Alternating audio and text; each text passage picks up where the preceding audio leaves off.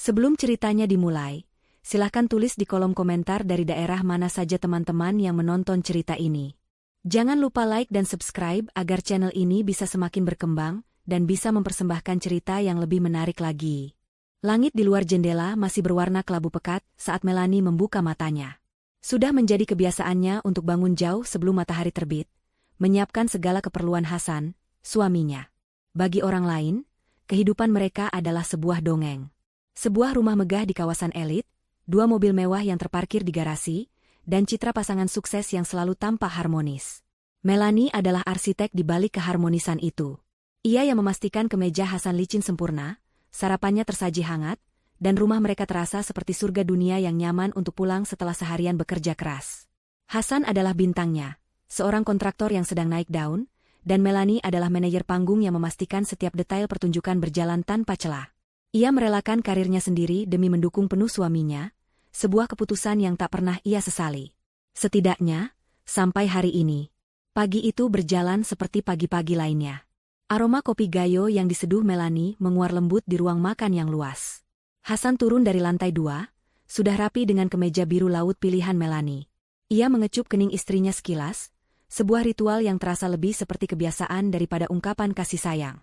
Hasan duduk, meraih tabletnya, dan mulai memeriksa email pekerjaan sambil menyantap nasi goreng spesial buatan Melanie. Di tengah keheningan yang nyaman itu, ponsel Hasan yang tergeletak di meja bergetar. Nama, Ibu, tertera di layar. Hasan mendesah pelan, gurat kesal yang tipis tampak di wajahnya sebelum ia menggeser tombol hijau. Halo, Bu. Ada apa? Pagi-pagi sekali. Sapa Hasan dengan nada yang dibuat setenang mungkin, namun Melanie bisa menangkap nada tidak sabar di baliknya. Melanie hanya diam, melanjutkan makannya sambil pura-pura tidak mendengarkan. Ia sudah hafal. Percakapan antara Hasan dan ibunya, Ibu Ratmi, jarang sekali berakhir tanpa keluhan dari suaminya. Hasan akan mendengarkan beberapa saat, lalu memotong dengan kalimat-kalimat andalannya. Sudah, Bu, Hasan tahu. Tidak perlu diatur. Atau, Ibu orang desa, tidak paham urusan bisnis di kota. Doakan saja cukup. Benar saja. Tak lama kemudian Hasan kembali berbicara dengan nada yang lebih tinggi. Ya, Bu, ya. Nanti kalau ada waktu Hasan transfer. Hasan sedang sibuk sekali ini. Sudah dulu ya. Ia menutup telepon tanpa menunggu jawaban dari seberang. Wajahnya cemberut. Kenapa lagi, Mas? Tanya Melanie lembut, seolah tidak tahu apa-apa. Biasa. Ibu minta uang lagi untuk perbaikan atap. Lalu menasihati jangan boros, jangan lupa salat, jangan lupa sama orang tua di kampung. Setiap minggu ceritanya sama, gerutu Hasan sambil meletakkan sendoknya dengan sedikit kasar. Dia tidak sadar kalau untuk mendapatkan semua ini perlu kerja keras, bukan cuma doa dan nasihat. Kadang aku lelah, Mel. Rasanya semua yang aku lakukan tidak pernah cukup baik di matanya. Melanie menghela napas. Ia meraih tangan suaminya dan mengusapnya pelan. Mungkin ibu hanya rindu, Mas. Beliau kan hanya punya Mas Hasan satu-satunya. Jangan diambil hati, ya. Nanti biar aku yang transfer untuk perbaikan atap. Hasan menatap Melanie, wajahnya sedikit melunak. Hanya kamu yang mengerti aku, Mel. Terima kasih, ya. Ia tersenyum, dan pagi itu kembali terasa normal. Melanie merasa lega. Menjadi penengah antara suami dan ibu mertuanya adalah peran lain yang harus ia mainkan dalam panggung rumah tangga mereka. Peran yang cukup melelahkan, namun ia jalani demi menjaga kedamaian. Beberapa jam kemudian, saat Hasan hendak berangkat ke kantor, ponselnya kembali berdering. Kali ini bukan dari ibunya, melainkan nomor dari kampung yang tidak dikenal. Hasan mengangkatnya dengan kening berkerut. Detik pertama, wajahnya masih biasa saja. Detik kelima, matanya mulai membelalak. Detik ke-10, rahangnya mengeras dan wajahnya pucat pasi. Ia menjauhkan ponsel dari telinganya, menatap Melanie dengan tatapan yang belum pernah wanita itu lihat sebelumnya. Sebuah tatapan yang penuh dengan kepanikan murni. Mas, ada apa? Tanya Melanie, jantungnya mulai berdebar kencang melihat perubahan drastis suaminya. Hasan tidak menjawab. Ia kembali menempelkan ponsel ke telinganya. Apa? Kritis? Ya Tuhan. Di rumah sakit mana? Baik, saya segera ke sana. Ia menutup telepon, tangannya gemetar hebat. Ponsel itu nyaris terlepas dari genggamannya. Mas Hasan, ada apa? Siapa yang sakit? Desak Melanie sambil mengguncang pelan lengan suaminya. Ibu, Mel. Ibu, jawab Hasan dengan suara tercekat. Tetangga tadi telepon. Ibu jatuh di kamar mandi, kepalanya terbentur. Sekarang kritis di rumah sakit daerah. Aku harus pulang sekarang. Mel, aku harus pulang. Dunia Melani seakan runtuh mendengar kata kritis. Rasa kesal pada ibu mertuanya yang tadi pagi ia rasakan menguap seketika, digantikan oleh gelombang kekhawatiran yang luar biasa. Tanpa pikir panjang, ia langsung bertindak. Baik, Mas. Tenang dulu. Aku siapkan baju ganti secepatnya. Kita berangkat sekarang juga. Aku akan menyetir, kamu tidak akan bisa fokus. Melani bergegas menuju kamar tidur mereka, menarik sebuah koper kecil dari dalam lemari. Namun, saat ia mulai memasukkan beberapa helai pakaian, Hasan menahan tangannya.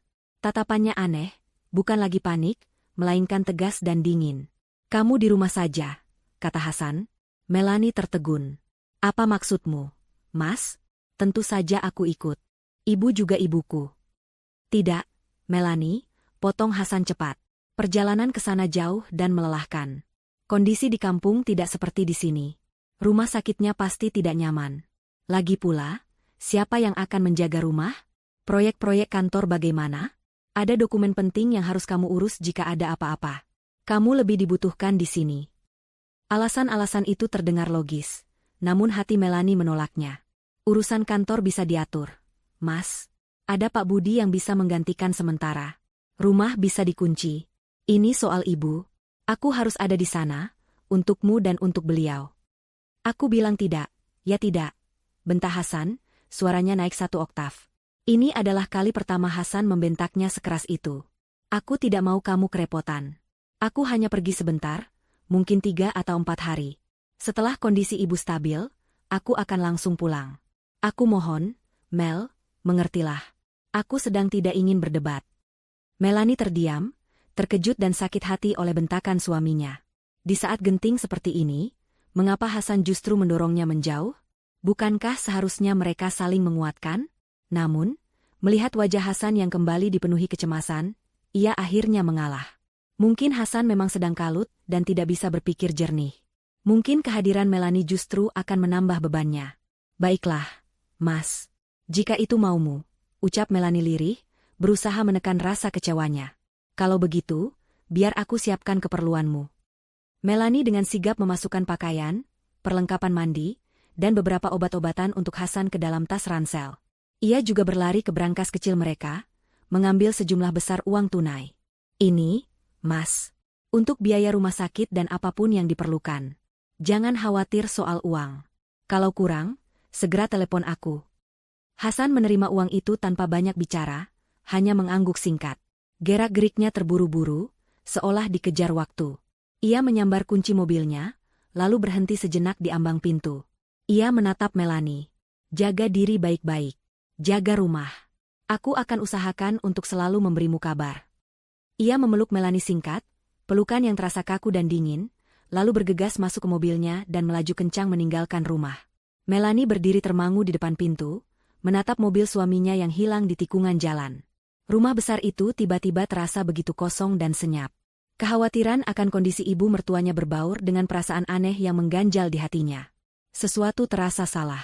Sangat salah. Cara Hasan melarangnya ikut, tatapan matanya yang aneh, bentakannya yang tiba-tiba. Semua itu berputar di kepalanya. Namun, ia mencoba menepis semua pikiran buruk itu. Mungkin ia hanya terlalu banyak berpikir. Suaminya sedang panik, dan ia harus bisa memahaminya. Ia menutup pintu, menguncinya, dan mulai berdoa dalam hati untuk keselamatan ibu mertuanya. 2 hari berlalu dalam penantian yang menyiksa. Hasan hanya mengirim beberapa pesan singkat. Sudah sampai. Ibu masih ditangani dokter. Pesan berikutnya datang setelah berjam-jam. Kondisinya belum stabil. Doakan saja. Tidak ada telepon, tidak ada penjelasan rinci. Setiap kali Melani mencoba menelepon, panggilannya ditolak dengan alasan sedang di ruang ICU atau sedang berbicara dengan dokter. Jawaban-jawaban Hasan yang singkat dan mengambang justru membuat kecemasan Melani semakin menjadi-jadi. Ia merasa tidak berdaya, terisolasi dari informasi yang seharusnya ia ketahui. Di hari ketiga, kegelisahan Melani mencapai puncaknya. Ia tidak bisa hanya duduk diam menunggu pesan singkat yang tidak jelas. Ia butuh kepastian. Ia harus tahu bagaimana kondisi Ibu Ratmi yang sebenarnya. Tiba-tiba, sebuah ide terlintas di benaknya. Ia bisa menghubungi tetangga terdekat mereka di kampung, Pak RT. Dulu, Hasan pernah menyimpan nomornya untuk keadaan darurat. Pak RT adalah orang yang ramah dan tahu semua kabar di kampung. Mungkin ia bisa memberikan gambaran yang lebih jelas tentang apa yang terjadi tanpa harus mengganggu Hasan yang sedang sibuk di rumah sakit. Dengan tangan sedikit gemetar, Melani mencari nama Pak RT kampung di daftar kontaknya. Jantungnya berdebar lebih kencang saat menemukan nomor itu. Ada sedikit rasa bersalah karena merasa seperti mencari tahu di belakang suaminya. Tapi rasa khawatirnya jauh lebih besar. Ia harus melakukan ini. Ia menarik napas dalam-dalam, berusaha menenangkan dirinya. Ia hanya ingin tahu kondisi ibu mertuanya. Tidak ada yang salah dengan itu. Dengan satu gerakan mantap, jarinya menekan tombol panggil. Nada sambung terdengar di telinganya. Setiap bunyinya seolah menjadi genderang yang membawa firasat buruk. Halo, Assalamualaikum. Suara seorang pria parubaya yang ramah terdengar dari seberang. Jantung Melani berdebar kencang. Waalaikumsalam. Selamat pagi, Pak RT. Maaf mengganggu, saya Melani, istrinya Hasan. Oh, Mbak Melani. Ada apa, Mbak? Tumben sekali telepon. Kabar baik, kan? Jawab Pak RT dengan nada akrab. Melani menelan ludah, mencoba menyusun kata-kata. Alhamdulillah, Pak. Begini, Pak. Saya mau tanya kabar Ibu Ratmi. Hasan ada di sana, tapi komunikasinya agak sulit, mungkin karena sibuk di rumah sakit. Saya khawatir sekali. Bagaimana kondisi ibu sekarang? Pak, apa benar beliau kritis? Di seberang telepon, terdengar keheningan sesaat, lalu disusul oleh suara tawa kecil yang bingung. Rumah sakit? Kritis? Mbak Melani ini ada-ada saja, kata Pak RT. Bu Ratmi sehat walafiat, Mbak. Segar bugar. Tadi pagi saja saya lihat beliau sedang tawar-menawar sayuran di pasar. Tidak ada tanda-tanda sakit sama sekali. Malah kelihatannya senang sekali karena Mas Hasan pulang. Dunia Melani seakan berhenti berputar. Kata-kata Pak RT berdengung di telinganya seperti suara lebah. Sehat walafiat. Di pasar. Senang sekali. Kalimat-kalimat itu tidak masuk akal. Rasanya seperti ada dinding kaca tak terlihat yang tiba-tiba retak di sekelilingnya. Mbak Melani? Halo? Masih di sana? Suara Pak RT menyadarkannya dari lamunan. Saya sehat, Pak.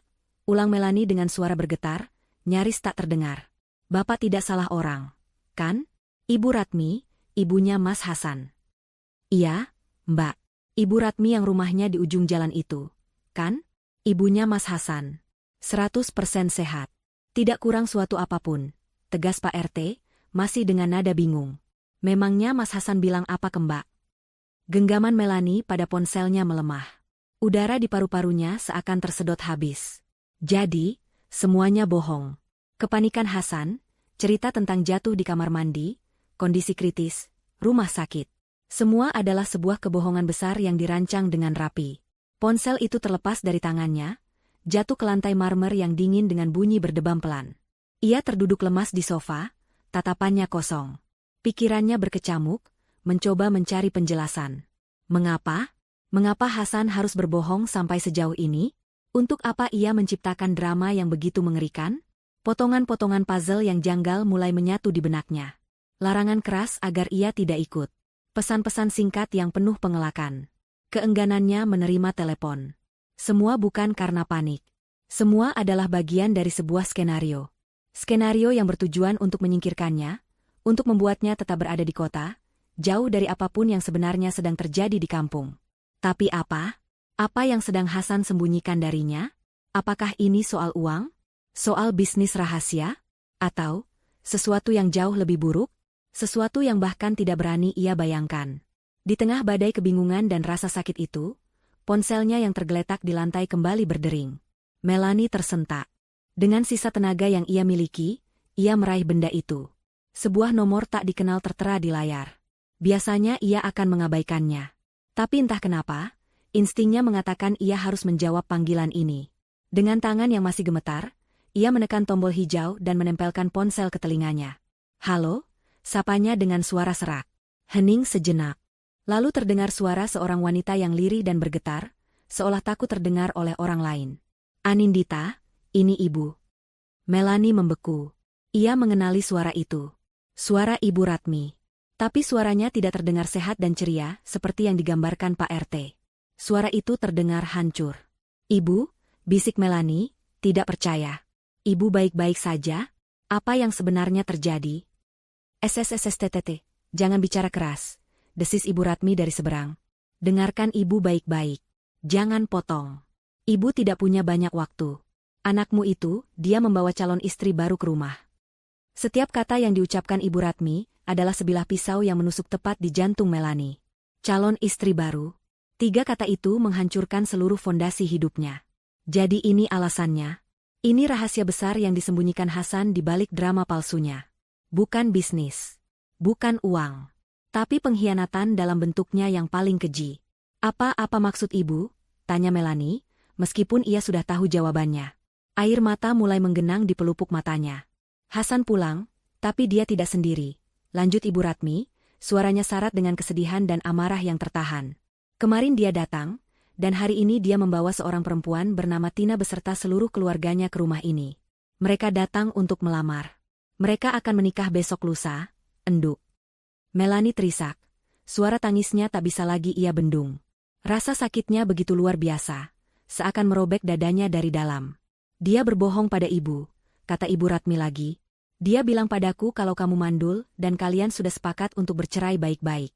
Dia bilang pernikahan ini sudah atas persetujuanmu. Ibu awalnya percaya, meskipun hati ibu tidak rela.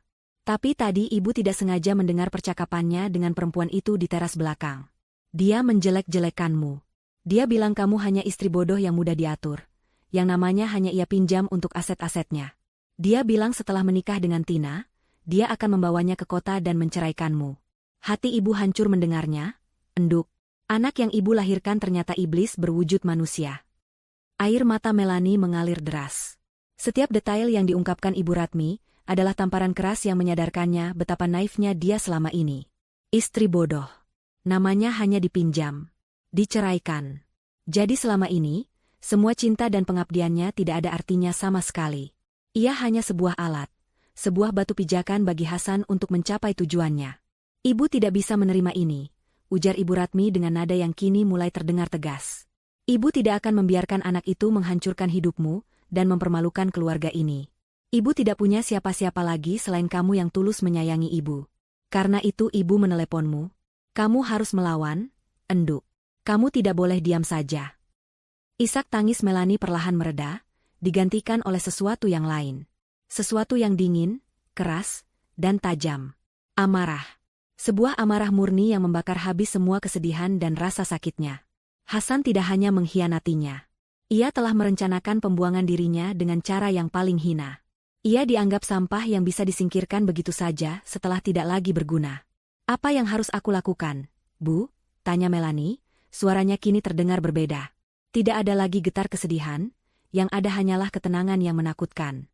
Dia berencana membawa perempuan itu dan keluarganya ke rumahmu hari Senin depan. Ibu Ratmi memberikan informasi krusial. Kamu hanya punya 4 hari. Ibu dengar dari percakapan mereka, semua aset, rumah, mobil, semuanya atas namamu, kan? Itu adalah senjatamu, enduk. Gunakan itu. Ambil kembali semua yang menjadi hakmu. Jangan sisakan apapun untuk bajingan itu. 4 hari.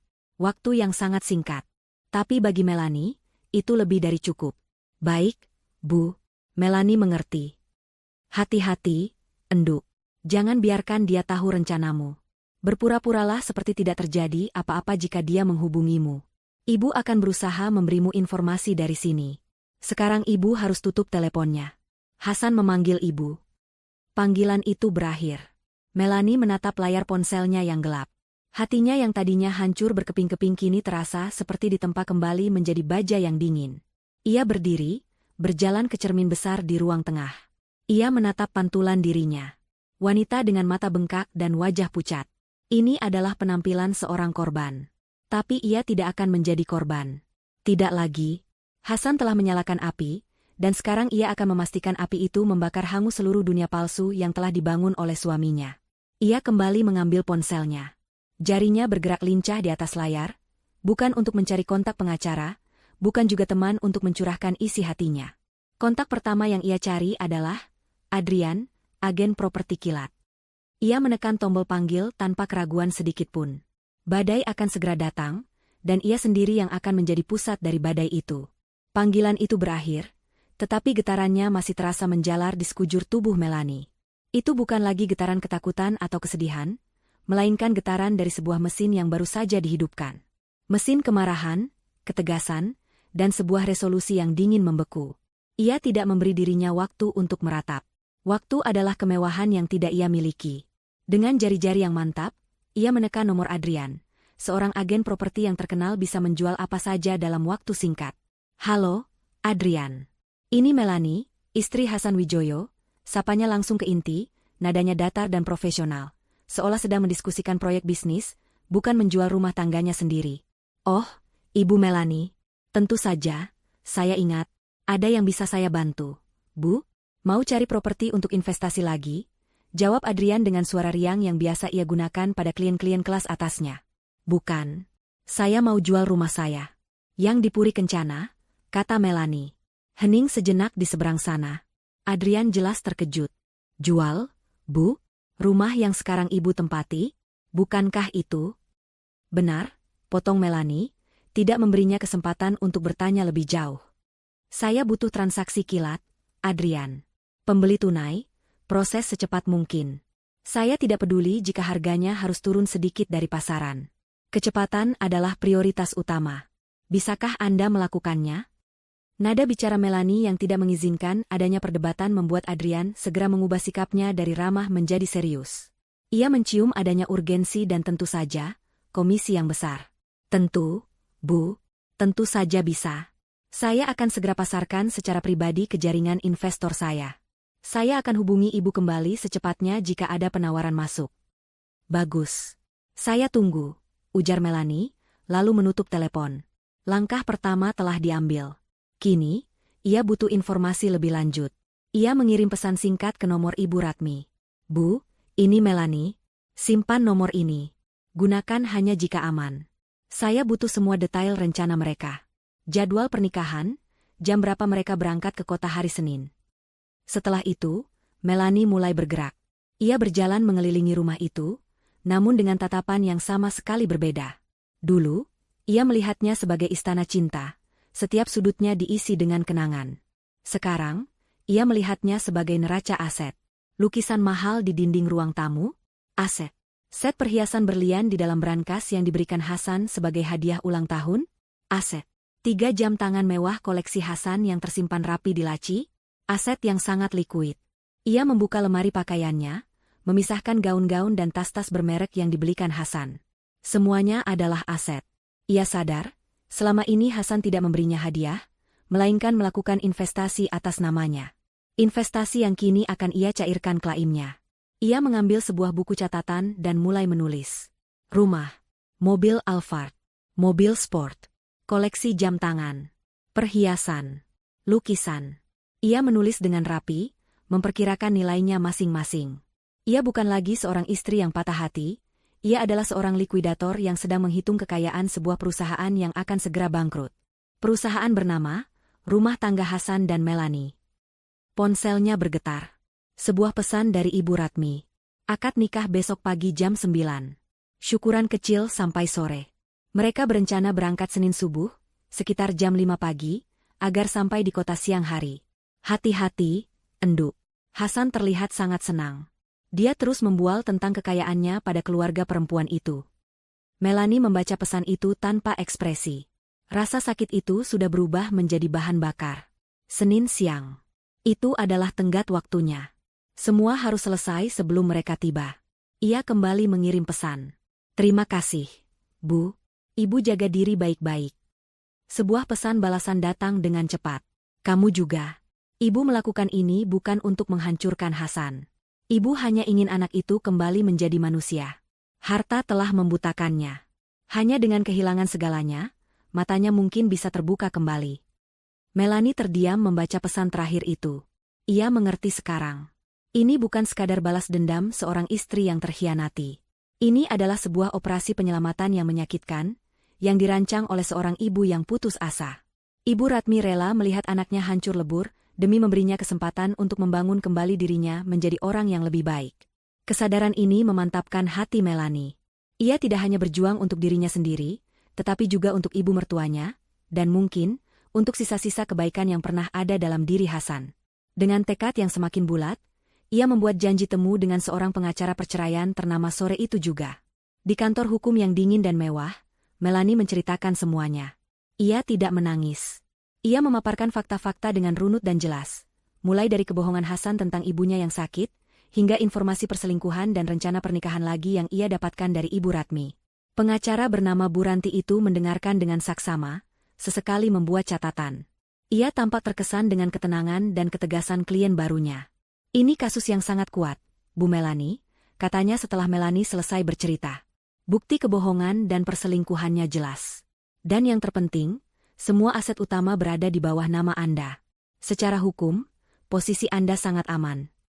Saya ingin semuanya, kata Melanie, menatap lurus ke mata pengacaranya. Saya tidak akan memberinya 1 rupiah pun. Dia membangun bisnisnya dengan dukungan saya. Saya merelakan karir saya. Saya mengelola keuangan rumah tangga ini sehingga ia bisa fokus bekerja. Semua yang kami miliki adalah hasil kerja keras kami berdua, tetapi dia menaruhnya di atas nama saya karena nasihat ibunya dan untuk keuntungan pajak. Sekarang, saya akan menagih bagian saya. Semuanya. Saya mengerti, jawab Bu Ranti sambil mengangguk. Saya akan siapkan semua dokumen yang diperlukan. Gugatan cerai, tuntutan harta gonogini, semuanya. Kapan kita akan mengajukannya ke pengadilan? Tunggu instruksi dari saya, kata Melanie.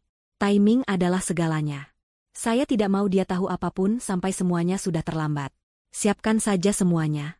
Saya akan hubungi Anda kapan harus menekan tombolnya. Melanie meninggalkan kantor pengacara dengan perasaan yang lebih ringan. Rencananya mulai terbentuk dengan kokoh. Ia punya tim, Ibu Ratmi sebagai intelijen di lapangan, Adrian sebagai eksekutor aset properti, dan Bu Ranti sebagai panglima hukumnya. Ia sendiri adalah sang jenderal. Kembali ke rumah, ia mulai melakukan pekerjaan yang paling personal. Ia naik ke kamar tidur mereka, membuka lemari pakaian yang besar, dan mulai memilah. Ia hanya mengambil pakaian yang ia beli dengan uangnya sendiri sebelum menikah, beberapa buku favoritnya, dan album foto lama berisi kenangan bersama orang tuanya. Ia memasukkan semuanya ke dalam 1 koper. Barang-barang lainnya, gaun-gaun mahal, tas-tas mewah, sepatu-sepatu indah yang pernah ia puja, kini hanya tumpukan barang yang akan segera berpindah tangan. Ia menatap ranjang besar tempat ia dan Hasan tidur bersama selama bertahun-tahun. Tidak ada lagi kehangatan di sana, yang ada hanya rasa dingin pengkhianatan. Ia memutuskan malam itu akan tidur di kamar tamu. Sabtu pagi, Melanie terbangun oleh dering ponselnya. Adrian. Ia segera menjawab. Pagi, Bu Melanie.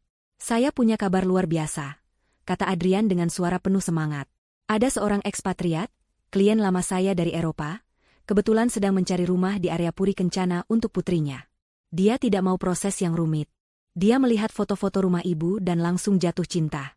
Dia menawarkan harga yang sangat bagus, hanya sedikit di bawah pasar, tapi syaratnya 1, dia bayar tunai hari ini juga, dan serah terima kunci harus dilakukan paling lambat besok sore. Putrinya ingin segera pindah lusa. Apakah ibu bersedia? Tawaran itu adalah sebuah keajaiban. Sebuah jalan tol yang dibukakan takdir untuknya. Besok sore. Itu berarti hari Minggu. Lusa adalah hari Senin, hari di mana Hasan dan rombongannya akan tiba. Waktunya sempurna. Saya bersedia, Adrian, jawab Melanie tanpa ragu. Kirimkan detailnya. Saya akan segera ke kantor Anda untuk menandatangani apapun yang diperlukan. Siapkan semuanya. Luar biasa, Bu. Saya akan siapkan semuanya, seru Adrian, jelas gembira. Setelah menutup telepon, Melanie langsung bergerak seperti mesin yang telah diprogram. Waktu 48 jam terasa sangat sempit. Pertama, mobil. Ia menghubungi sebuah dealer mobil mewah bekas yang terkenal berani, membeli dengan harga tinggi dan proses cepat. Kurang dari 1 jam, 2 orang perwakilan dealer sudah tiba di rumahnya. Mereka memeriksa kondisi Alphard dan mobil sport Hasan dengan teliti. Setelahnya, mereka menyebutkan angka penawaran mereka. Melanie, yang sudah melakukan riset harga pasaran, melakukan negosiasi singkat dengan kepala dingin. 15 menit kemudian, kesepakatan tercapai. Uang akan ditransfer ke rekeningnya saat itu juga, dan kedua mobil akan segera diangkut. Saat mobil-mobil itu dinaikkan ke atas truk derek, Melanie hanya menonton dari jendela. Tidak ada perasaan kehilangan. Benda-benda itu hanyalah logam tak bernyawa yang mewakili kebohongan suaminya. Selanjutnya, perhiasan dan jam tangan. Ia membawa kotak-kotak bludru itu ke seorang penilai perhiasan terpercaya di pusat perbelanjaan mewah. Di sebuah ruangan pribadi, setiap benda dinilai satu persatu. Sang penilai jelas terkesan dengan koleksi itu. Sama seperti sebelumnya, Melanie menekankan bahwa ia butuh penjualan cepat. Sang penilai menawarkan untuk membelinya langsung dengan harga di bawah lelang, namun uangnya bisa cair saat itu juga. Melanie setuju. Langkah berikutnya adalah yang paling krusial, bank. Ia duduk di hadapan seorang manajer bank, tempat ia dan Hasan menjadi nasabah prioritas. Dengan tenang, ia menjelaskan bahwa ia ingin menutup semua rekening bersama dan memindahkan seluruh saldonya ke sebuah rekening baru yang ia buka atas namanya sendiri. Ia juga mencairkan semua deposito yang jatuh tempo. Karena semua akun itu dibuka dengan format, atau, di mana salah satu pihak bisa melakukan transaksi, proses itu berjalan lancar secara hukum. Manajer bank itu sempat menatapnya dengan tatapan bertanya.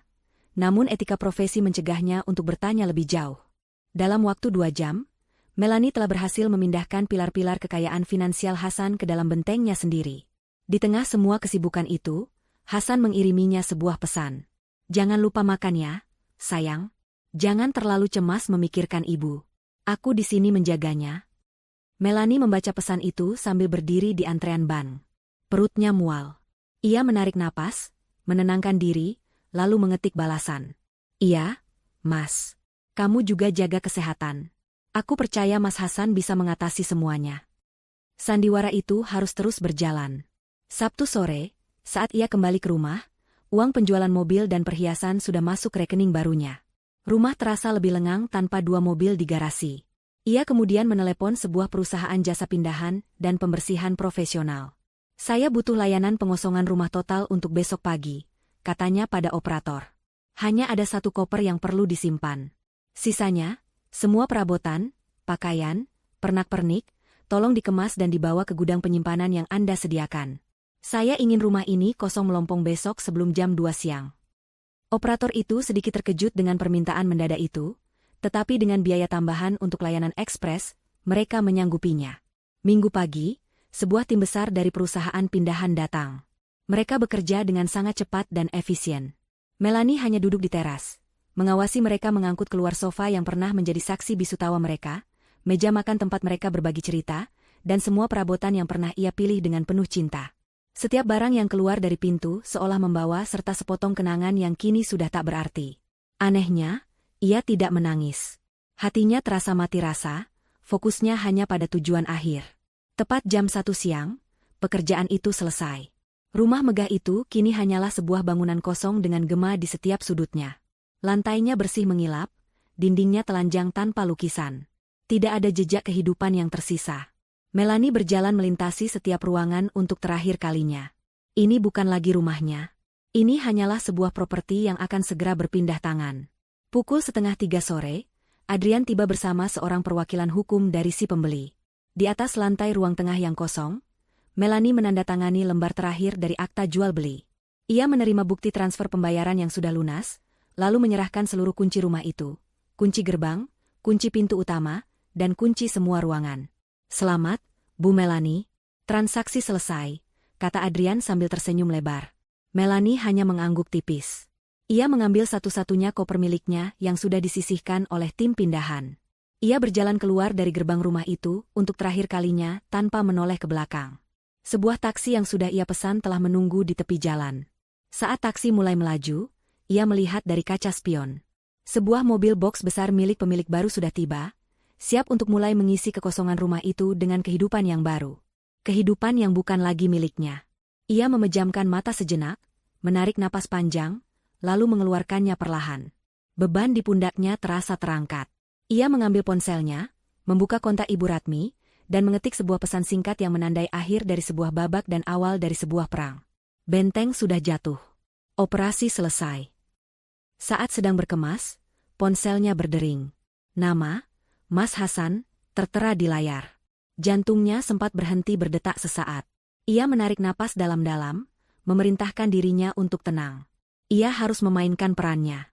Ia menggeser tombol hijau. Halo, Mas, sapanya dengan suara yang dibuat sedikit serak dan khawatir, persis seperti seorang istri yang cemas. "Halo, Mel. Maaf baru bisa telepon. Sibuk sekali di sini, bolak-balik urus administrasi rumah sakit," kata Hasan dari seberang. Terdengar suara musik dangdut yang samar di latar belakang, bukan suara monitor detak jantung di ICU. Melanie berpura-pura tidak mendengarnya. "Bagaimana kondisi ibu, Mas? Sudah ada perkembangan?" "Masih sama, Mel. Belum sadar. Dokter bilang kita hanya bisa berdoa. Kamu di rumah baik-baik saja, kan? Semua aman?" "Aman, Mas. Aku di rumah saja, tidak kemana-mana. Hanya berdoa untuk kesembuhan ibu," jawab Melanie, merasakan pahitnya kebohongan itu di lidahnya sendiri. Setiap kata adalah sandiwara. "Bagus. Kamu memang istri yang baik," puji Hasan. Pujian itu kini terdengar seperti hinaan. "Ya sudah, aku tutup dulu ya. Mau bicara lagi sama dokter. Jaga diri baik-baik." Telepon ditutup. Melanie mencengkeram ponselnya erat-erat, hingga buku-buku jarinya memutih. Istri yang baik. Ia akan menunjukkan pada Hasan seperti apa istri baik ini saat semua topeng telah terbuka. Malam itu, Melanie tidur dengan nyenyak untuk pertama kalinya dalam beberapa hari. Bukan karena hatinya damai, tetapi karena ia tahu, besok adalah hari pertempuran. Dan ia sudah siap. Baja di dalam dirinya telah ditempa dengan sempurna oleh api pengkhianatan. Sementara di kota Melanie bergerak laksana badai senyap yang membongkar sebuah kerajaan.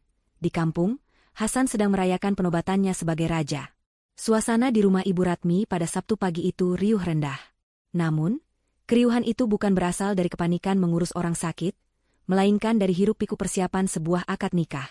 Tetangga dan kerabat Tina, calon istri barunya, telah berdatangan sejak subuh, memenuhi halaman depan dengan tawa dan obrolan yang riang. Mereka semua memandang Hasan dengan tatapan penuh kekaguman. Bagi mereka, Hasan adalah pangeran dari kota besar yang datang untuk mengangkat derajat putri desa mereka.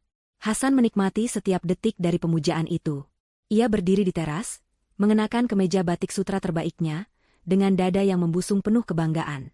Ia menyalami setiap tamu, menyelipkan beberapa lembar uang ratusan ribu ke tangan anak-anak kecil yang berlarian, dan tak henti-hentinya menebar janji-janji setinggi langit kepada keluarga Tina. "Nanti kalau sudah di kota, bapak dan ibu tidak usah lagi repot-repot ke sawah," katanya pada calon mertuanya yang menatapnya dengan mata berbinar. "Santai saja di rumah. Rumah Hasan besar, ada 3 lantai, tamannya luas. Kalau bosan, tinggal suruh sopir antar jalan-jalan ke mal." "Benar itu, Nak Hasan?" tanya ayah Tina, matanya menyiratkan keserakahan yang tak ditutup-tutupi. "Tentu saja, Pak.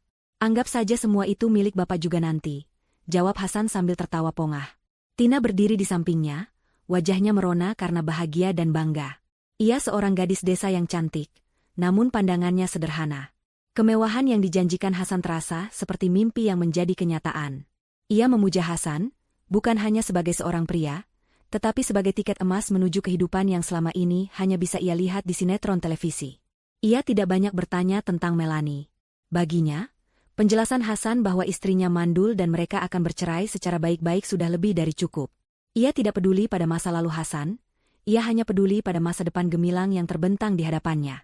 Di tengah keramaian itu, Ibu Ratmi duduk di kursi goyang di dalam rumah, memainkan perannya sebagai ibu yang sakit namun merestui. Wajahnya sengaja ia buat sedikit pucat, gerakannya ia buat perlahan seolah menahan nyeri. Setiap kali ada tamu yang bertanya tentang kesehatannya, ia hanya tersenyum lemah dan berkata, "Sudah lebih baik sejak melihat anak saya bahagia." Namun di dalam hatinya, sebuah perang besar sedang berkecamuk. Setiap tawa dan bualan Hasan terasa seperti sayatan pisau di hatinya. Ia melihat putranya, darah dagingnya sendiri, telah berubah menjadi sosok asing yang angkuh dan buta. Ia melihat keluarga Tina yang matanya hanya tertuju pada harta, bukan pada pribadi anaknya. Hatinya sakit, sangat sakit. Namun, ia mengeraskan hatinya. Ini adalah obat pahit yang harus ia berikan.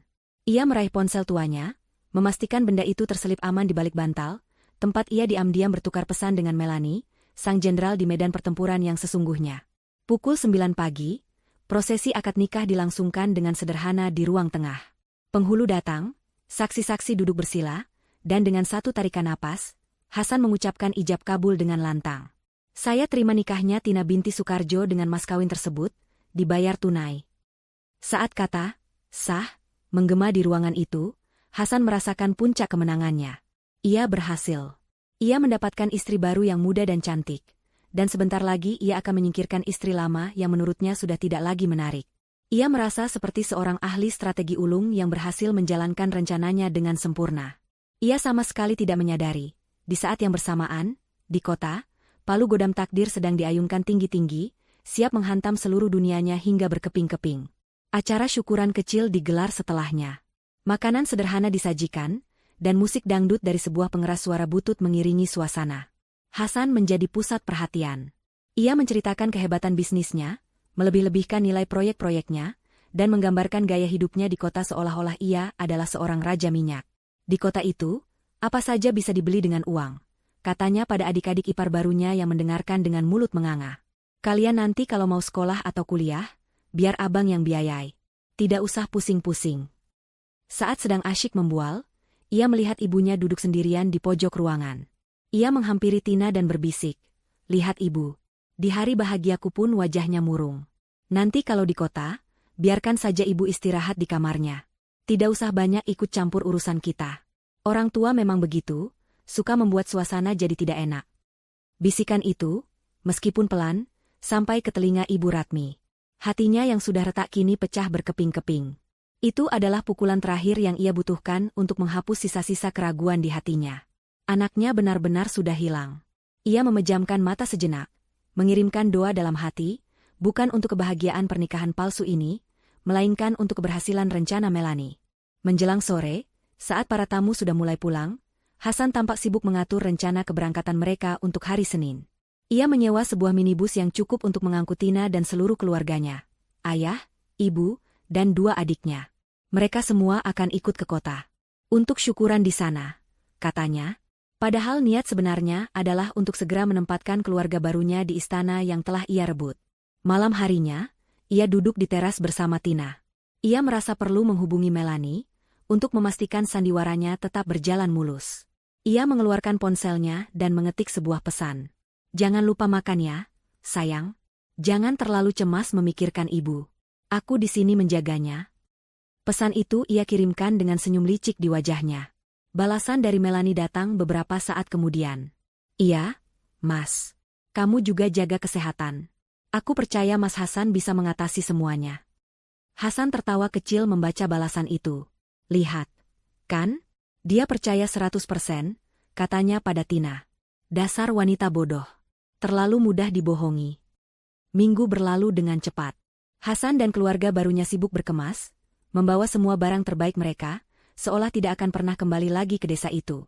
Senin subuh, seperti yang direncanakan, saat udara masih dingin dan berkabut, minibus sewaan itu sudah terparkir di depan rumah. Hasan, dengan sikap seorang raja, mempersilakan istri dan keluarga barunya untuk naik. "Sudah siap meninggalkan desa ini untuk selamanya?" tanyanya dengan pongah. "Siap," jawab mereka serempak, penuh semangat. Hasan menoleh pada ibunya yang berdiri di ambang pintu. "Bu, Hasan berangkat." "Ya. Nanti kalau urusan di kota sudah beres, Hasan akan suruh orang untuk menjemput ibu." Itu adalah cara halusnya untuk berkata, "Jangan ikut campur dulu." Ibu Ratmi hanya mengangguk lemah. "Hati-hati di jalan, Nak." Matanya menatap lurus ke arah Hasan, sebuah tatapan yang sulit diartikan. Di dalamnya ada kesedihan, kekecewaan, dan sebersit belas kasihan. Sebelum naik ke minibus, Hasan memutuskan untuk mengirim satu pesan terakhir pada Melani, sebuah pesan yang akan menjadi penanda dimulainya babak akhir dari sandiwaranya. "Alhamdulillah ibu sudah membaik. Aku pulang Senin bersama rombongan untuk syukuran. Tolong siapkan sambutan terbaik ya." Ia mengirim pesan itu, lalu mematikan ponselnya, tidak ingin diganggu dalam perjalanannya menuju kemenangan. Ia tidak akan pernah melihat pesan balasan dari Melani, sebuah pesan yang diketik dari sebuah kamar hotel sederhana di seberang kota, sebuah pesan yang menjadi lonceng kematian bagi semua mimpinya. "Tentu, Mas. Aku siapkan kejutan spesial untuk kalian." Bom waktu itu kini sedang melaju kencang di jalan tol, berdetak semakin cepat, siap meledak tepat pada saat kedatangannya.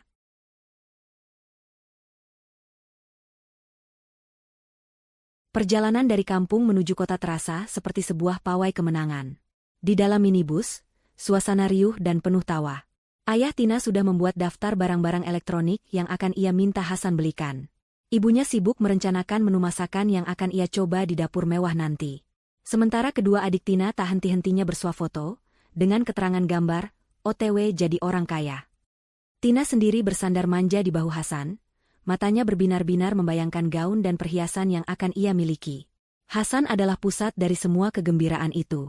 Ia bertingkah seperti seorang pemandu wisata, menunjuk gedung-gedung tinggi saat mereka mulai memasuki gerbang kota. Lihat itu, mal terbesar di Asia Tenggara, katanya, meskipun itu hanya sebuah pusat perbelanjaan biasa. Nanti kita belanja di sana sepuasnya. Setiap bualannya disambut dengan sorakan kagum dari keluarga barunya. Ia merasa tak terkalahkan. Ia merasa seperti dewa. Setelah melewati lalu lintas kota yang padat, minibus itu akhirnya memasuki gerbang kawasan perumahan Puri Kencana. Keheningan dan kemewahan yang terpancar dari rumah-rumah di sana membuat keluarga Tina terdiam, mata mereka terpana. Jalanan beraspal mulus, taman-taman yang terawat rapi, dan rumah-rumah megah yang berdiri angkuh. Ini, kita akan tinggal di sini. Nah Hasan, tanya Ibu Tina dengan suara bergetar. Tentu saja, Bu. Dan rumah kita adalah yang paling besar di blok ini, jawab Hasan, dadanya semakin membusung. Minibus itu berbelok dan berhenti tepat di depan sebuah rumah paling megah di ujung jalan. Rumah dengan pilar-pilar tinggi, taman bergaya Eropa, dan garasi yang bisa menampung 4 mobil. Keluarga Tina menahan napas. Istana itu lebih megah dari apapun yang pernah mereka bayangkan. Ayo, turun. Selamat datang di rumah baru kalian, seru Hasan. Dengan penuh semangat, mereka semua turun dari minibus. Hasan berjalan paling depan, mengeluarkan remote gerbang dari sakunya. Ia menekannya sekali. Tidak ada reaksi. Ia menekannya lagi, lebih keras. Gerbang itu tetap diam membisu. Ah, mungkin baterainya habis, gumamnya kesal. Ia berjalan ke arah gerbang, hendak membukanya secara manual. Namun, baru saja ia menyentuh teralis besi itu, seorang pria tegap berseragam satpam yang tidak ia kenali menghampirinya. Maaf, Pak, ada yang bisa saya bantu? Bapak cari siapa? Tanya satpam itu dengan nada tegas namun sopan. Hasan menatap satpam itu dengan pandangan meremehkan. Cari siapa? Saya ini pemilik rumah ini. Kenapa kamu yang bertanya? Mana satpam yang biasa? Satpam itu mengerutkan kening. Saya satpam baru di sini, Pak. Dan setahu saya, rumah ini sudah ada pemiliknya yang baru. Mereka baru saja pindah kemarin. Darah Hasan seakan berhenti mengalir. Apa katamu? Pemilik baru? Kamu jangan mengarang. Saya Hasan Wijoyo, pemilik sah rumah ini. Bentaknya, suaranya mulai meninggi. Saya tidak mengarang, Pak. Pemiliknya memang sudah berganti, balas satpam itu dengan tenang. Tepat pada saat itu, gerbang otomatis itu berdesir pelan dan terbuka dari dalam. Sebuah mobil sedan hitam mewah perlahan keluar. Kaca mobil itu turun, menampakkan seorang pria asing berwajah Kaukasia di kursi penumpang, didampingi seorang asisten lokal yang duduk di kursi pengemudi. Asisten itu menatap Hasan dengan tatapan dingin. Ada masalah apa ini, Pak Satpam?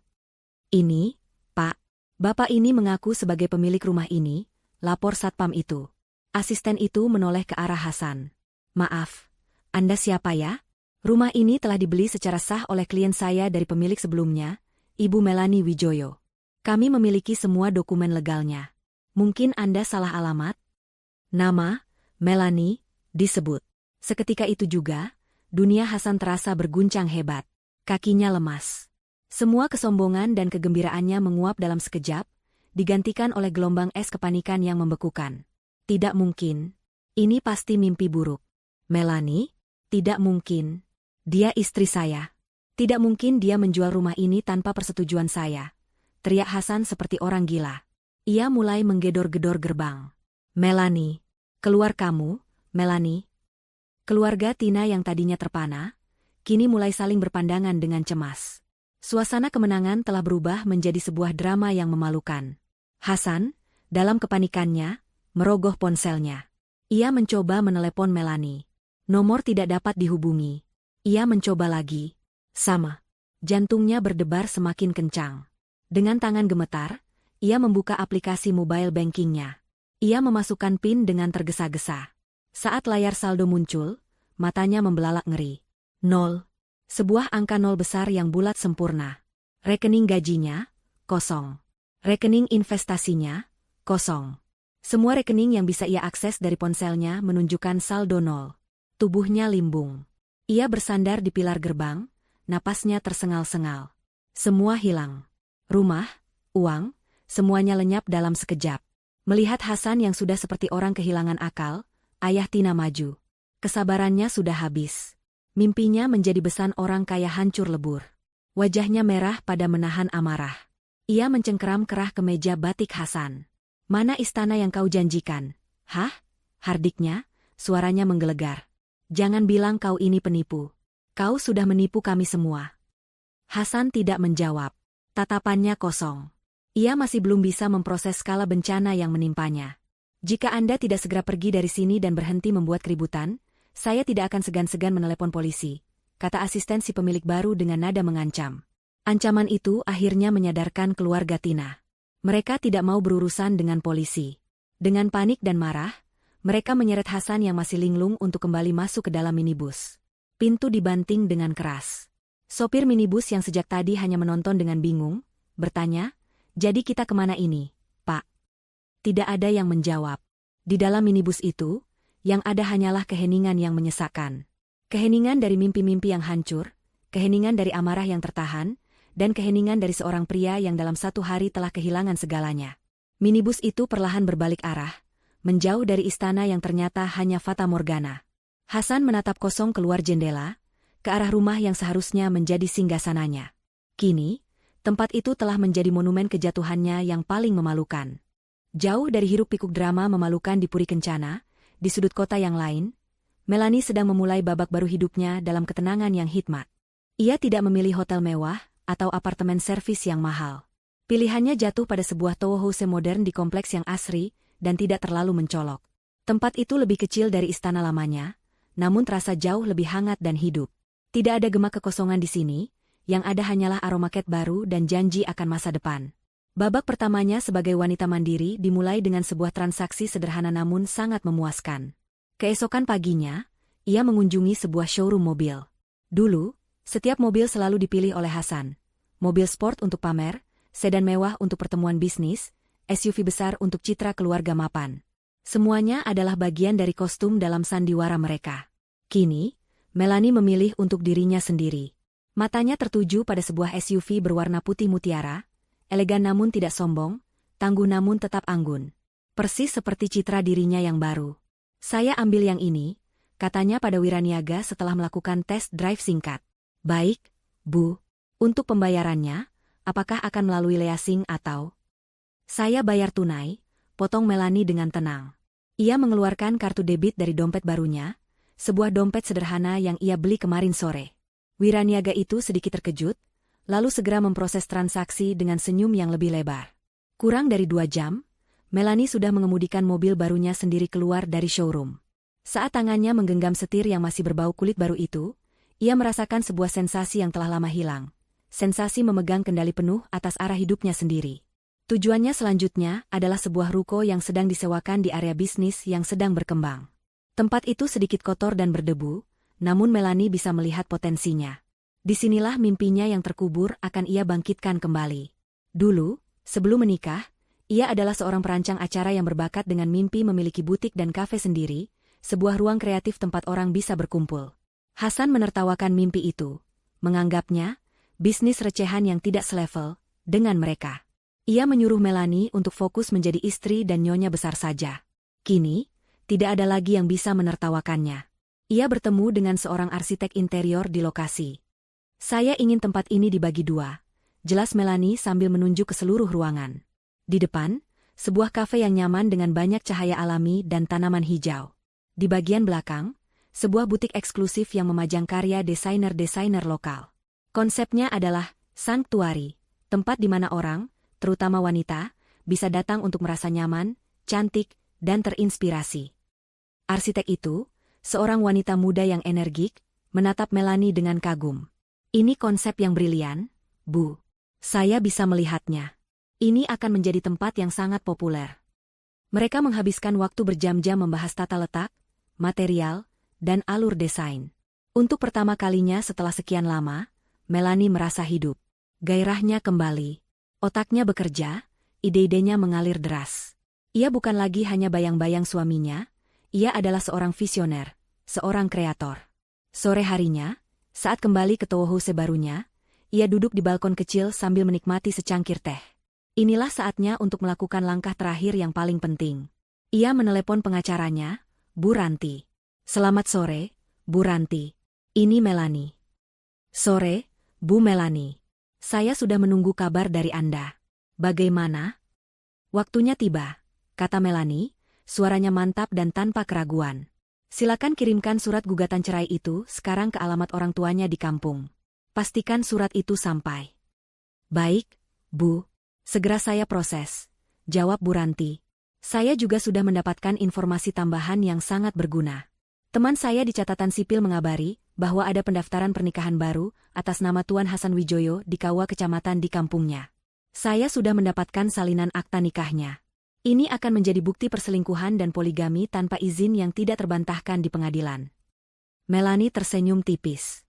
Ibu Ratmi benar-benar bergerak cepat. Luar biasa. Lampirkan itu juga. Saya mau prosesnya berjalan secepat mungkin, dan pastikan dia tidak mendapatkan apa-apa. Serahkan pada saya, Bu. Selamat atas awal hidup baru Anda. Setelah menutup telepon, Melanie merasakan beban terakhir di pundaknya terangkat. Tali yang mengikatnya pada masa lalu yang beracun itu, kini telah resmi ia putuskan. Malam itu, ia tidak menyalakan televisi atau mendengarkan musik. Ia hanya duduk dalam keheningan, membiarkan dirinya merasakan semuanya. Bukan kesedihan atas pernikahannya yang gagal, melainkan rasa syukur yang mendalam atas kesempatan kedua yang ia berikan pada dirinya sendiri. Ia teringat pada foto dirinya saat masih kuliah, seorang gadis penuh tawa dengan mata berbinar yang percaya bisa menaklukkan dunia.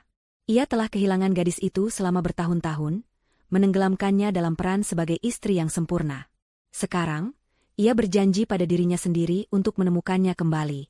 Ponselnya bergetar, menampilkan pesan dari nomor yang ia simpan dengan nama, Sang Sutradara. Itu Ibu Ratmi. Mereka sudah dapat tempat tinggal. Sebuah kontrakan kumuh di pinggir kota. Sekarang mereka sedang bertengkar hebat. Misimu berhasil, Enduk. Melanie membaca pesan itu, dan untuk pertama kalinya, ia tersenyum tulus. Senyum yang mencapai matanya. Ia mengetik balasan. Ini bukan hanya misiku, Bu. Ini misi kita. Terima kasih untuk semuanya. Ia meletakkan ponselnya, menatap kerlip lampu kota dari balkonnya. Dulu, ia melihat pemandangan ini dari istana kaca miliknya, merasa seperti seorang putri yang terkurung dalam menara gading. Sekarang, dari tempatnya yang sederhana, ia merasa seperti seorang ratu yang sedang memandang kerajaannya yang baru, sebuah kerajaan yang ia bangun sendiri dari nol, di atas fondasi kekuatan dan harga dirinya. Dan di kerajaan ini, hanya ada satu aturan, ia tidak akan pernah lagi membiarkan kebahagiaannya ditentukan oleh orang lain. Minibus sewaan itu terasa seperti sebuah peti mati berjalan. Udara di dalamnya pengap, syarat dengan kekecewaan dan amarah yang tak terucapkan. Tawa riang telah berganti menjadi isak tangis tertahan dari Tina dan gerutuan pelan dari orang tuanya. Hasan sendiri duduk mematung di dekat jendela, matanya menatap kosong ke jalanan kota yang kini terasa begitu asing dan kejam. Ia adalah seorang raja yang kerajaannya lenyap dalam sekejap mata. Setelah berputar-putar tanpa tujuan selama hampir 2 jam, dengan sisa uang tunai yang ada di dompet Hasan, yang dengan cepat disita oleh ayah Tina, mereka akhirnya menemukan sebuah tempat yang bisa mereka sewa. Bukan di kompleks yang layak, melainkan di sebuah gang sempit dan becek di pinggiran kota. Tempat itu disebut kontrakan petak. Sebuah bangunan panjang yang dibagi menjadi bilik-bilik kecil dengan dinding dari papan triplek. Saat mereka masuk ke dalam petak mereka, bau apek dan lembab langsung menyergap. Hanya ada satu ruangan multifungsi dengan sebuah kamar mandi kecil yang keramiknya sudah pecah-pecah. Satu lampu bohlam kuning menggantung lemah di tengah langit-langit, memancarkan cahaya yang redup dan menyedihkan. Inilah istana baru mereka.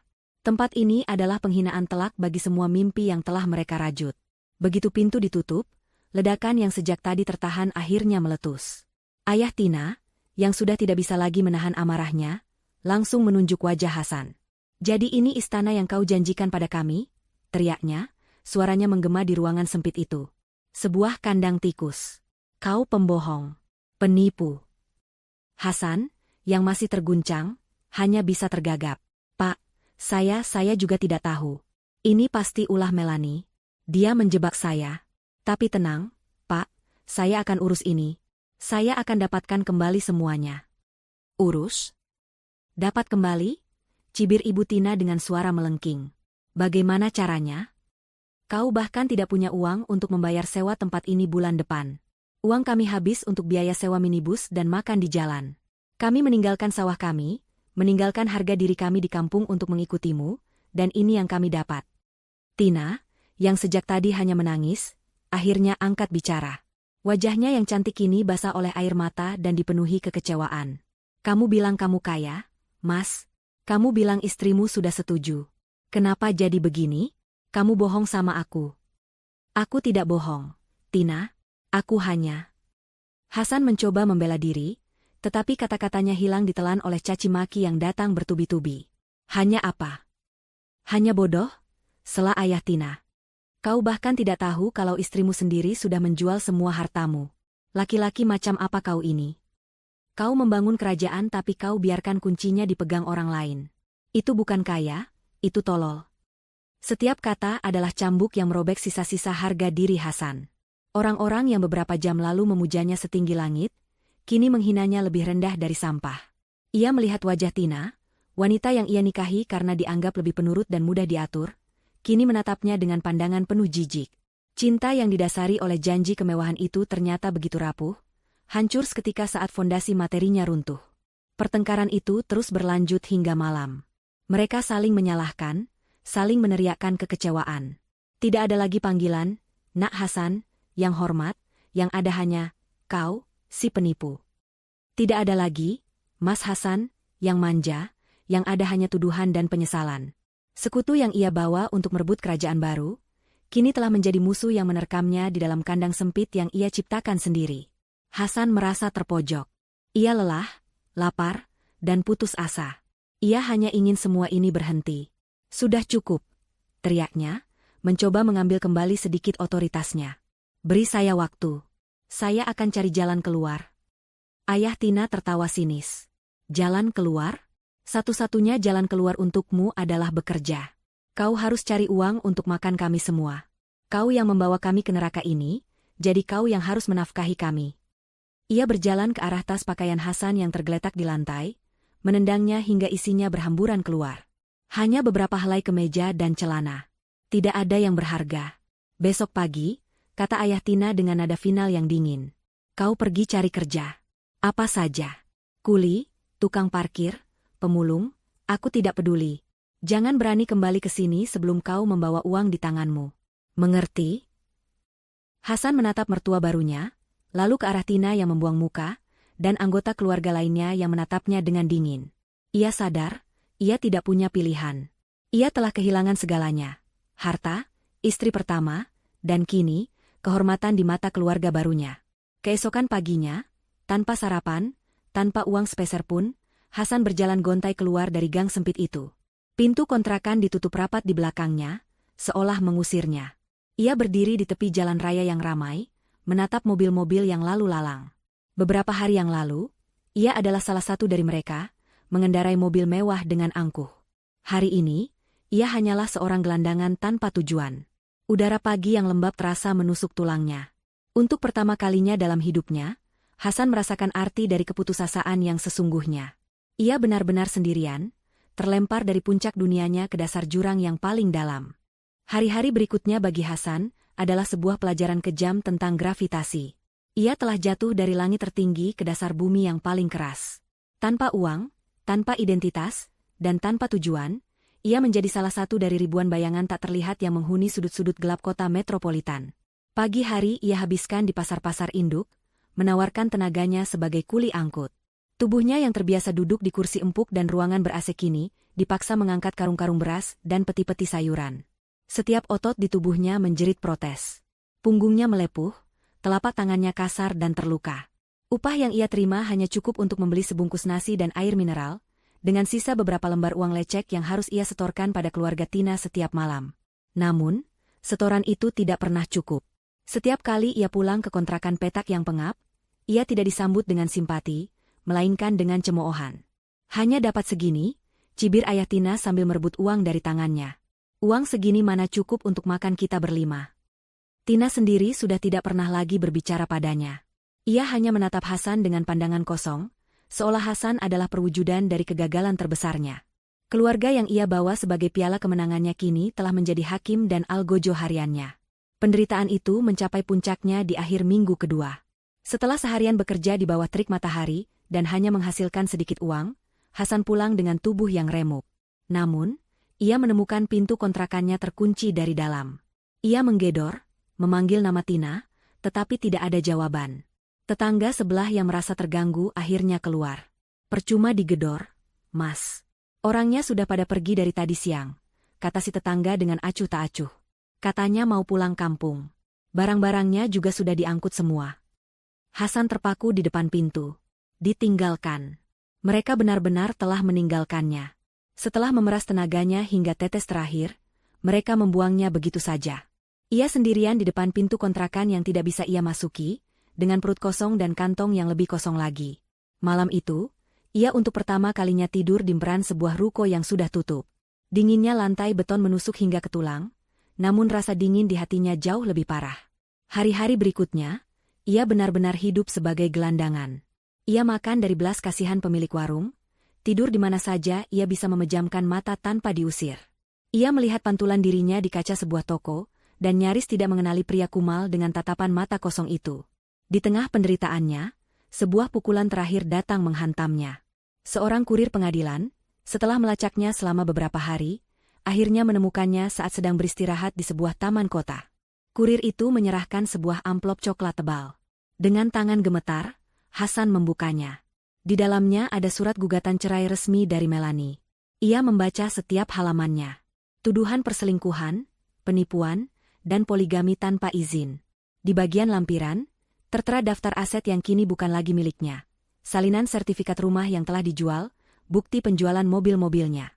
Dan yang paling mematikan, salinan fotokopi akta nikahnya dengan Tina, lengkap dengan foto dirinya yang sedang tersenyum bahagia di hari pernikahan itu. Bukti yang tak terbantahkan. Ia kalah telak bahkan sebelum perang dimulai. Membaca dokumen itu, Hasan tidak merasakan amarah. Ia hanya merasakan kehampaan yang luar biasa. Semua adalah buah dari perbuatannya sendiri. Kebodohan, keserakahan, dan kesombongannya telah membawanya ke titik ini. Ia meremas surat itu, lalu menangis. Bukan tangisan kemarahan, melainkan tangisan penyesalan yang pilu dan sunyi. Ia menangisi kehilangannya, tetapi lebih dari itu, ia menangisi dirinya sendiri, pria yang pernah memiliki segalanya namun dengan sengaja menghancurkannya. Di puncak keputusasaan, saat ia merasa tidak ada lagi harapan tersisa di dunia ini, satu wajah terlintas di benaknya. Wajah ibunya. Ibu yang nasihatnya selalu ia bantah. Ibu yang kasih sayangnya ia anggap sebagai hal yang sepele. Ibu yang ia jadikan kambing hitam dalam skenario kebohongannya. Tiba-tiba, ia merasakan kerinduan yang begitu mendalam pada ibunya. Ia tidak butuh uangnya. Ia tidak butuh bantuannya, ia hanya ingin mendengar suaranya. Dengan sisa-sisa harga dirinya, ia berjalan ke sebuah warung telepon di pinggir jalan. Ia mengumpulkan koin terakhir yang ia miliki, sisa dari belas kasihan seseorang. Jari-jarinya yang kotor dan gemetar menekan nomor telepon rumah di kampung. Nada sambung terdengar, setiap detiknya terasa seperti satu abad. Halo? Terdengar suara lembut ibunya di seberang. Hasan tidak bisa berkata-kata. Tenggorokannya tercekat. Yang keluar dari mulutnya hanyalah sebuah isakan tertahan. Hasan? Itu kamu, nak? Tanya Ibu Ratmi, suaranya terdengar cemas. Ia mengenali isakan anaknya. Tangis Hasan pecah. Bu? Katanya dengan suara serak yang parau. Hasan salah, Bu. Hasan salah besar. Maafkan Hasan. Hening sejenak di seberang sana. Ibu Ratmi membiarkan anaknya mengeluarkan semua penyesalannya. Ia tidak memotong, tidak menghakimi. Ia hanya mendengarkan. Setelah tangis Hasan sedikit mereda, barulah ia berbicara. Suaranya bukan suara yang marah, melainkan suara yang dipenuhi kesedihan dan kearifan yang dalam.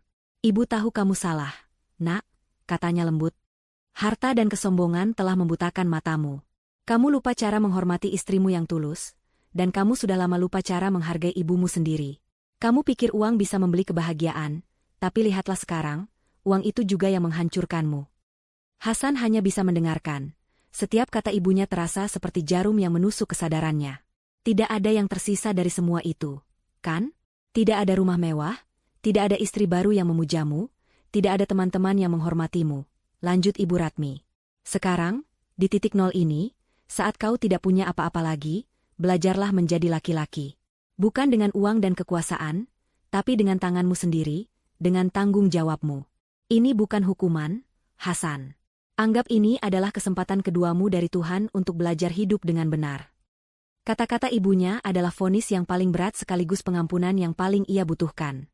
Untuk pertama kalinya, ia merasa bahwa kehancurannya ini bukanlah akhir, melainkan sebuah awal yang menyakitkan. Hasan harus bagaimana, Bu? Tanyanya lirih, seperti seorang anak kecil yang tersesat. Ibu Ratmi menghela napas panjang. Terdengar isakan kecil dari seberang, isakan seorang ibu yang hatinya juga hancur melihat penderitaan anaknya, meskipun ia tahu itu perlu. Kalau begitu, pulanglah, Nak, katanya dengan suara bergetar. Makanan di rumah masih sama rasanya.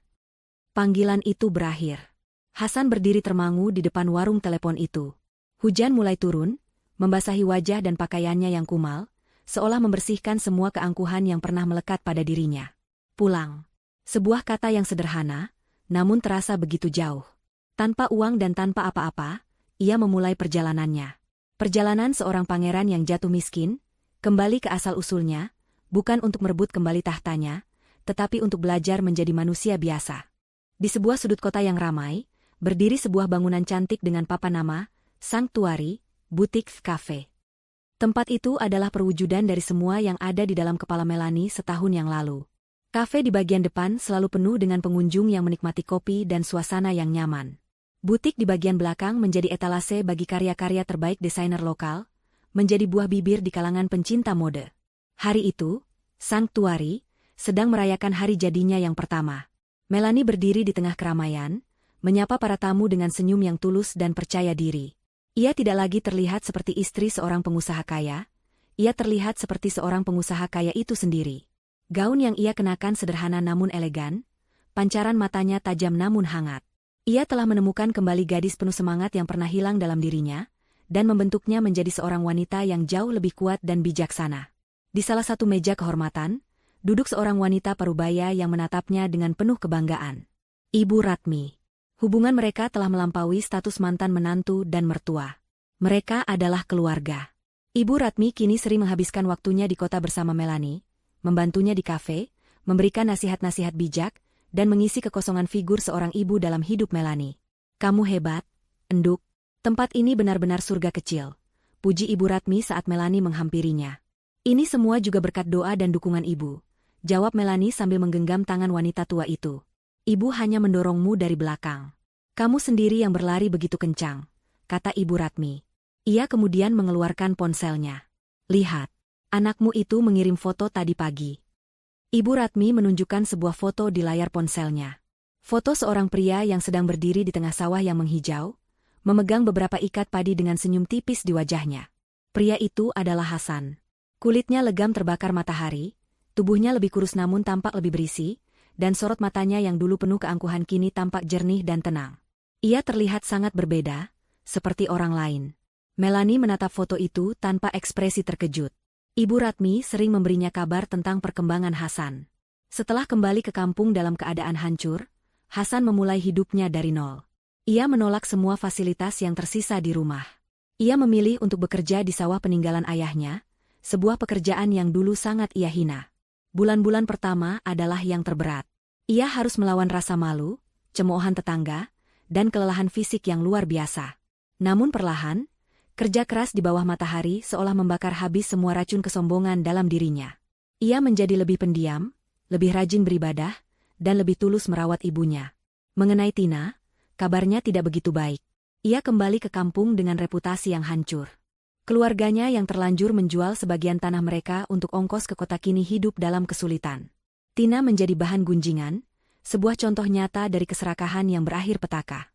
Ia dan Hasan tidak pernah lagi berbicara, hanya saling menghindar jika tak sengaja bertemu di pasar. Ponsel Melanie bergetar. Sebuah pesan masuk dari Ibu Ratmi, yang duduk di hadapannya. Melanie membukanya. Itu adalah sebuah pesan yang diteruskan oleh Ibu Ratmi dari Hasan. Alhamdulillah, Bu. Sampaikan selamat ulang tahun untuk usahanya Mbak Melanie dari Hasan. Semoga selalu sukses dan diberkahi. Melanie membaca pesan itu. Tidak ada lagi debar kemarahan atau sisa-sisa rasa sakit. Hatinya benar-benar damai. Ia menatap Ibu Ratmi dan tersenyum. Sebuah senyum tulus yang menandakan ia telah sepenuhnya memaafkan dan melepaskan masa lalunya. Pengkhianatan Hasan adalah luka yang dalam. Namun dari luka itu, telah tumbuh kekuatan yang tidak pernah ia bayangkan sebelumnya. Ia kemudian berdiri, meraih mikrofon di panggung kecil yang telah disiapkan. Semua mata tertuju padanya.